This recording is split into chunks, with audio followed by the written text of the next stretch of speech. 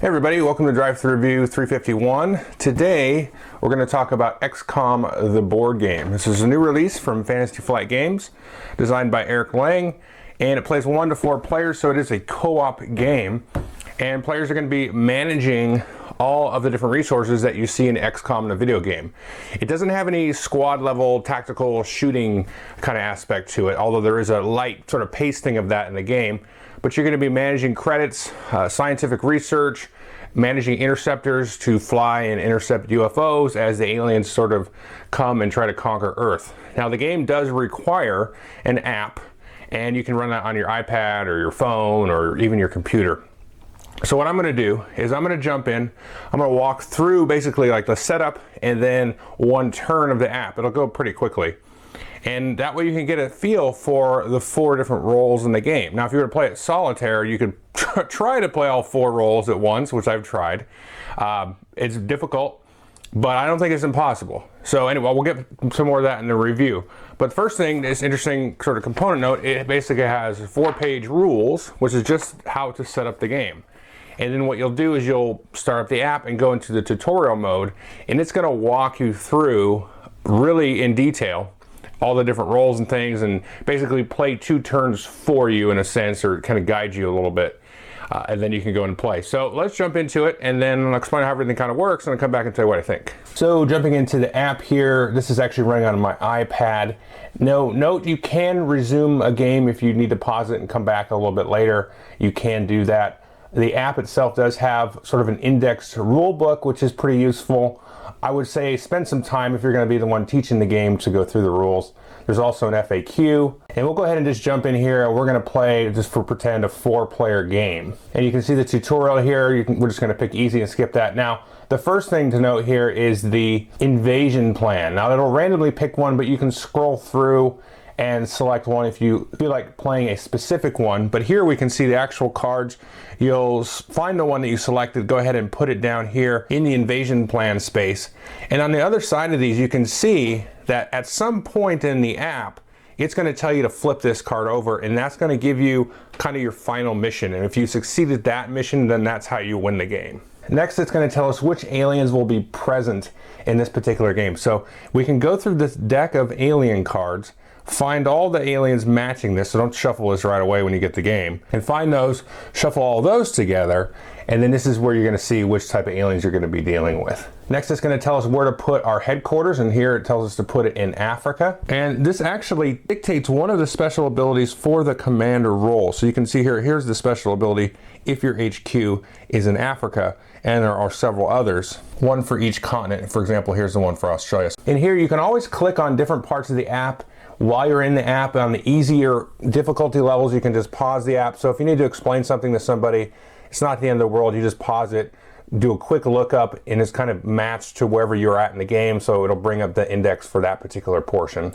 And then now we're going to set the starting panic levels, and these are going to vary from game to game. So right now we can see these are all in yellow panic mode. But as you fail different things and do different actions and solve different crises, then these are going to move up and up and up. And if you ever get 2 continents or more in this orange strip, then that's one of the ways that you can lose the game. So here we're going to begin the round. We hit this whenever we're ready, and then it'll give us a 5-second countdown. So here we can see the first action, and this is usually going to be the first action every round, is the chief scientist is going to get access to new technology. So what I'm going to do now is just walk through one round, and to kind of act as a tutorial, I'll kind of explain a little bit more strategically about these different roles. But know that there's 4 roles in the game. There's a scientist, a commander, a chief officer, and then a squad leader. And so everybody's going to have different things. Everybody gets a card, a role card that shows you kind of what you'll be doing, and then you get some other special abilities, and all those things are going to change up. Now, this first action here, this researching or getting new technology available, this is to me the key of the game and going to be the most difficult thing as people play the game for the first time. So what you're going to do here is you've got this deck of tech cards. These are going to be shuffled up every game, and then when the new technology becomes available, the scientist is going to draw 6 of these cards, and then they need to immediately start looking through them. So let's go over quickly what these tech cards look like. Here we can see in the upper left-hand corner, this means that you need 2 research successes to acquire this technology, because you don't have these quite yet. These are just available and you're going to go research them later. And this middle section here shows you the different types of technology. So this one, for example, you're just going to hand over to the commander when you've researched it. And the 2 little cubes there on the left mean that you do this in the resolution phase. So what's going to happen is we're going to go through all these timed phases, do all of those, kind of set up different things on the board, set up research, all kinds of stuff. And then we're going to go to resolve all these different encounters that we've set up during this sort of hectic time phase.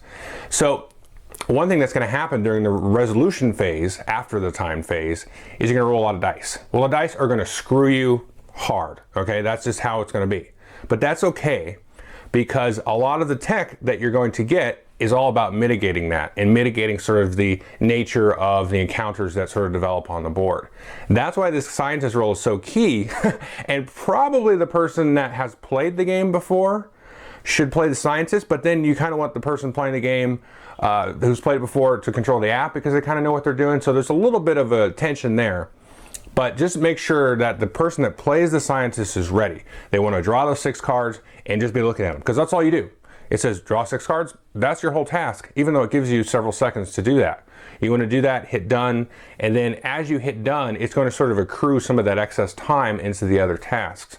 So the scientist has to be looking at those, be very cognizant of what the situation is on the board, so later on when they're going to research, they know what's a good idea to research and what's maybe not as helpful. So next here we've got the commander action, and he's just going to take 12 credits. Now the commander always starts with 10 credits off into the reserve, and then every round they're going to get a different amount of credits. And the commander will take these and just kind of put them out to the side. Now, one interesting thing about this is, since this is an app, I actually have a little bit of an issue with this, because just kind of my fiddliness of grabbing those credits, I don't feel like there's enough time to sort of count and make sure, because you want to make sure that you're not cheating, you're not grabbing more credits than you should, but you want to make sure you grab the right amount of credits.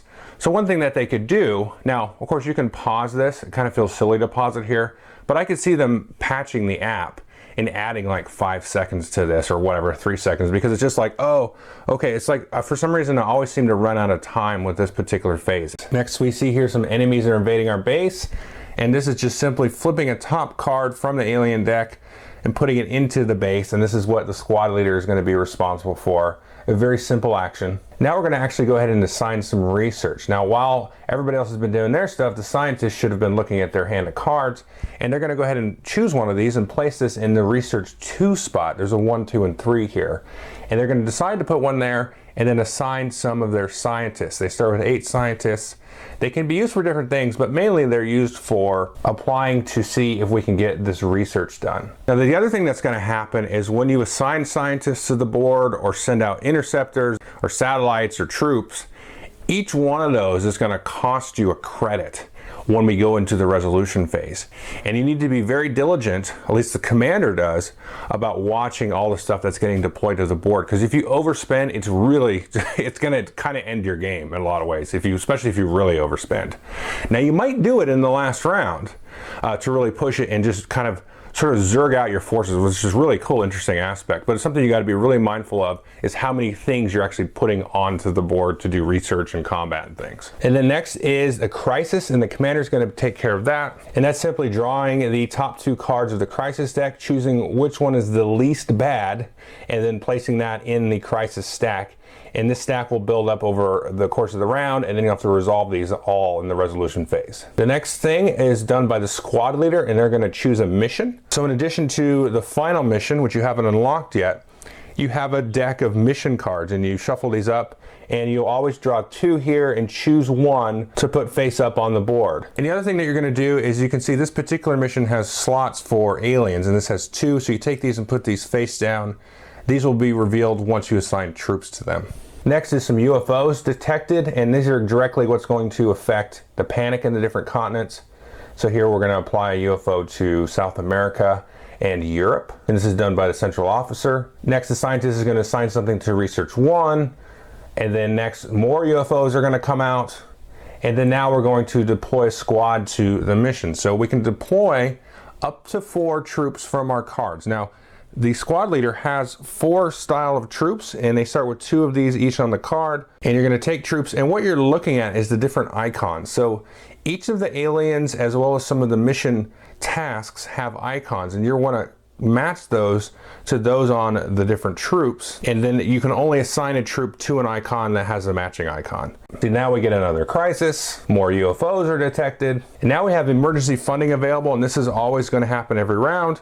And here again, I said the commander starts with 10 credits on this card here, and they can siphon these off. The rules actually recommend to maybe take $4 or $5 off of here early in the game. And the reason you want to do that is because you want to have extra money to recruit new soldiers early in the game. Now we want to deploy interceptors, and these are going to deal with these UFOs before they're able to, cause panic in the different continents. So we'll take interceptors, deploy these out onto the board. Maybe we'll put 2 in Europe and 1 in Australia here. Now we can defend the base, and this is how you fight off aliens that are trying to invade your base. And you can put as many troops as you want here, but again, these are a credit apiece. And the other thing to keep in mind is for each alien that you do not defeat in the resolution phase, this little tracker here is going to move up for each alien. And if it ever gets to the top, you're going to lose the game. But as it moves up, it's going to hit these little red spaces here, and that's going to trigger a nasty effect. And the nasty effect is on the invasion plan that you selected at the beginning of the game. And for example, here, this one will spawn 2 UFOs in each continent in the red. That would be horrible. Next, we're going to be able to deploy satellites, and the central officer has control of these satellites. But what the satellites are for are dealing with UFOs in orbit. Now, sometimes the UFOs will actually be deployed here on this globe, and these are in orbit, and you want to remove these because these will always come into one of the continents at the start of the next round, as well as if you have any in orbit at the end of the round, they're going to scramble up your actions. And finally, we're at the end time phase. So again, we can do any actions now on any tech cards that happen during the time phase. In the easy mode here, you kind of have as long as you want. But if you play the harder difficulties, this is actually timed. And then we're going to go into the resolution phase. So the resolution phase is always in the same order. We can see first we got to audit the budget. We're going to count everything out on the board. Everything costs $1. Now, if you overspend, that's going to hose you bad. So let's say we overspent by $1. We're going to take the most panic continent and actually move it up. So the one that's already in crisis mode is going to get even worse. So that's a quick way to get a continent, drive it right up to full panic if you overspend. So you really got to be careful about that. The next thing you can do is actually recruit soldiers and build interceptors. And at the start of the game, there'll be 4 soldiers, 1 of each type, and 2 interceptors on the board, and those each cost a credit. Next, we're going to go through and resolve all the crisis cards in order, top to bottom. And they're going to do a variety of things like make you destroy interceptors, make you destroy soldiers, add UFOs, increase panic, all kinds of just awful stuff. And now we're going to resolve research from the scientists, and this is considered a task. And resolving tasks is the main thrust of the resolution phase. We're going to roll some dice, check some different attributes and modifiers, and then move along from there. So let's explain how that works. So in the case of research, we can see we have 2 scientists here. So we're actually going to roll 2 of the blue dice, and we're always going to roll the red alien die. So basically you get 1 die for each scientist and then the alien die. Now this defense matrix only needs 1 success, but if you had some that required 2 or 3, you'd mark it with a success as you rolled them, and even you could leave this here if you didn't fully succeed and try again next round. Now for argument's sake, let's say we rolled no successes and then a 3 on the alien die. Well, we wouldn't have any successes to mark. And we're always going to compare the results of the alien die with the threat track. Now the threat track is always going to start at 1, but anytime you make a roll within a given task, you're going to move the threat tracker up. So if we rolled again, it would move from the 2 to the 3. If we roll again, it would move from the 3 to the 4, and so on. So what you're doing here is you're trying to get success, but the more you roll, the more chance you have of the alien die, the red die, being equal to or less than what the threat track currently is. So it's going to cap out at 5. It's never going to get higher than 5. So let's say we were on our 3rd roll and we went ahead and rolled a success, but we also rolled a 3, which is now less than or equal to the current spot of the threat track. Well, we're actually going to temporarily lose those scientists that were involved in that role because we triggered the alien threat. And that's how all of these tasks are going to work. So next we're going to resolve the next research that we might have done, and we go in order 1, 2, and 3 if we want to. And so if you research the first technology, fine, you're going to go to the second technology that you placed during the time phase. Now every time you go to a new technology to research, you're going to reset back to 1. So a lot of the tasks are going to work this way. If you're doing a soldier combat or an interceptor combat or something, you're going to reset the threat and then roll dice. Now it does work a little bit differently when you are dealing with the soldiers. I'll explain there in a minute, but always you're going to be rolling the blue dice based on the number of things you have there and some other modifiers, and then rolling the alien die and moving up that threat each time you roll. Now you can always stop if you want, but you usually don't want to stop. So next we're going to do the Orbital Defense, and this is where the central officer is going to roll 1 die per satellite that he has, and for every success he's going to destroy a UFO in orbit. Next, the commander is going to go and resolve the continents. They're going to roll 1 die for each interceptor, and again, each success is going to destroy a UFO. The threat will reset for each continent, but if you hit that threat, if you roll less than or equal to the current threat, you're going to lose interceptors in the same way that you would have lost scientists and satellites. Next, we're going to resolve the base defense, and for each icon on an alien you can apply a soldier, and you'll roll 1 die for each soldier on a given alien. And you can see some aliens require more than 1 success to defeat, and some of the aliens have different special abilities. For this one, it actually says you can't assign a soldier unless their icon that they match is specialized. So if you notice there, some of the icons have a sort of a gold or yellow border around them. Now if you have, let's say, a sniper and it's got the little crosshairs, there's a gold border on that, and you fight an alien or do a mission task even that has a gold border icon, they get a bonus die that they can roll. So they can actually roll 2 dice when they're encountering that specific type. Now one thing to keep in mind when you're fighting aliens in the base is you don't reset the threat level for each encounter.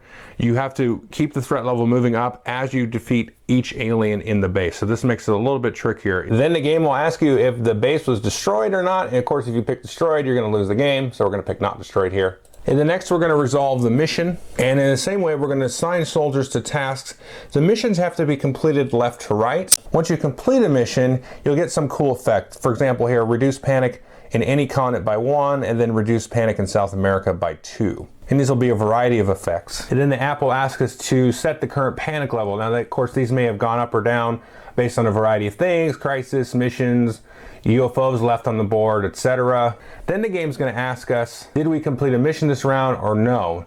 And so for now, we'll just pick not completed. But the game will move quicker towards unlocking the final mission the more missions that you actually complete. And it's feasible that if you don't complete any missions but just last long enough, it'll unlock the mission, but you want to really go after these missions. And then it'll tell us to refresh any units and return anybody back to their reserve cards and so on. Now it's going to ask us how many UFOs are in orbit. In this case, we'll just pick 1. And again, I said it scrambles everything, and then we'll be ready for round 2. Okay, so that's pretty much the game. You're going to walk through the timed phases, set things up, figure out where you want to move soldiers, how many interceptors here, how many over here. Again, the research technologies that the scientists are responsible for are vastly, vastly, vastly important. Now, the interesting thing is it's very hard for the scientists to share with other players what they have in their hand. Now, as players get used to the game, and you're going to get used to the game as you play it, even for the first time. I played this with a couple different groups now, and the first 2 rounds are very awkward, and you're like, what am I doing? I'm just putting soldiers here. You don't really get like the full, like the big picture. So it's difficult. So I would say you got to give this one a couple of plays at least, just to get the mechanics down, the feel for it down, because it's going to feel kind of awkward coming out of the gate, because you've got this timed thing, and it's like, oh, okay, I draw 6 cards, and that was my turn or whatever. That doesn't make sense. It doesn't feel bad. It just feels awkward. So definitely go for that. But one thing that you have to keep in mind is, like, while the scientist is like looking at what they're doing, I'm trying to grab the credits. I'm trying to figure out where to, put the interceptors for the UFOs and all this stuff. And the other thing you can do that I didn't show you is, like, the commander has an officer training card, so you kind of early on want to leave different soldiers available so we can move that over, make that particular troop an elite unit, that gives them an extra die to roll at all times. So there's a lot of things to consider. So it's very much like a resource management kind of feel, but also push your luck. Like, how far can we push this? You know, how close can we, you know, kind of acquire an excess of money at the beginning of the game, and then at the end of the game it feels like you want to do like a big push of money. So screw it, let all these drop into full panic mode or close to panic mode. If we can put out a bunch of soldiers, then, you know, we can solve that last mission, and, you know, hopefully the dice are a little bit in our favor. But the dice, like I said, are gonna just bone you. They're just gonna hose you up. So the scientist mitigation tech cards are so important, and they're not always going to just mitigate dice rolls. They're going to, you know, let you do things, cool things for free, or like, you know, spend a satellite on here. And again, you don't have to pay for anything that goes on a card. So if it says like, oh, put a troop here to activate this special ability to let you reroll a die, or, you know, whatever, those don't cost you money. Just the stuff on the board actually costs you money. I don't know, it's a lot of fun. It's hectic, it's stressful, the timed aspect really works. It feels like kind of a next generation Space Cadets or Space Alert style game, but a very different feel. There's a lot of teamwork, because I like that the scientists, again, I keep going back to the scientists, but they are giving the other players cards, and so they can kind of ask, hey, if I give you this card that lets you do XYZ, you can say, no, I'm okay, I think we got enough money, and you know, all this different stuff. And so the game's smart in a way. This part I haven't really gotten into, because it's like, okay, if you have so many UFOs at the end of the round in orbit, it screws up this order of, you know, the action. So it might tell you to, hey, research a scientist card, and you haven't even drawn back up to 6 cards yet. So you're like, oh, these were the crappy ones that I didn't want last round, but do I want to research these? This is my only time I'm going to get to do the research 1 task. So it can screw up stuff like that, or it'll tell you to take emergency funding before you actually get the credits for a round. You're like, I don't know how much funding to take, because I may get 9 credits, I may get, you know, 12. And actually it's going to reduce the amount of credits. The more panic that, you know, the continent is, or the world is at having, the less credits you're going to get for, you know, that round. So that's something to keep in mind as well. And, you know, like I said, the game kind of randomizes the continent that you start in, so you get a different special ability. The alien cards are randomized, and I haven't really looked through. Some of those are just strictly harder than others. So the game's going to be kind of cool, and they can kind of patch in more AI and stuff, maybe to deal with. And there might be stuff in there that I don't know about. Like if you do the domination mission versus occupation, infiltration, the game may like tailor itself a little bit differently based on that, and I assume it does, because like I said, I played it 3 times. I haven't really got to the point where I'm like, oh, okay, so if we're doing the occupation, I can kind of expect the game to do this. So I don't know if it's there, but it kind of feels like it probably is. So there's a lot of potential here, and it's one of these that require an app. I've now played 3 games, I think, the XCOM, Golem Arcana, and Alchemist. I haven't reviewed Alchemist yet, but yeah, and they really treat the app in really different ways. I mean, Golem Arcana kind of had sort of a condensing of rules and rules exceptions and specificities into sort of MMO aspect, this massively multiplayer thing. Completely different to how this game deals with it, where it feels like it's a more of an AI, you know, kind of generating different random encounters and stuff, and a much better way of doing random events, as opposed to a deck of cards, probably. It definitely feels like it. So I think that's going to be the investigation that's going to happen as this game sort of, you know, comes out and lots of people play it more and more and more. And of course, Alchemist had its whole, like, basically hiding information. Yeah, so I think people should try it for sure. Definitely at least try it. If you like co-ops, definitely give this a try. If you like Space Cadets or Space Alert, this is probably a no-brainer. If you really like those games, this is probably a no-brainer. It feels very different to those games, but it has a definite similar feel. And if you like XCOM or XCOM the video game, I think you'll miss probably the tactical shooting part of this, but really there's kind of like a lot of games in board game land. I mean, XCOM, the computer game, is kind of like a board game. It's turn-based, you know, movement and shooting. You can get Gears of War, which is out of print from Fantasy Flight, but there's Galaxy Defenders and, I don't know, I'm forgetting a bunch. But you can get games like Claustrophobia and things. There's not a lot of sci-fi ones that, you know, have that. But Galaxy Defenders is a good one for sure. Gears of War, if you can find it, I think is good. I haven't played that one. But, you know, you miss the squad level, but this is cool. It feels like you're back at the base. That's really the whole part of this. Yeah, I mean, frankly, I'm kind of underselling it because I'm trying not to come out like this game's amazing, but it kind of is. You know, it's one of those I got to play a little bit more, I think, to really find out how good it is. It's definitely good, but this might be really, really, really great. But after 3 plays, it's hard to, you know, pin that tail on the donkey. Okay, so take a look at it. Definitely give it a shot. Thanks. Bye.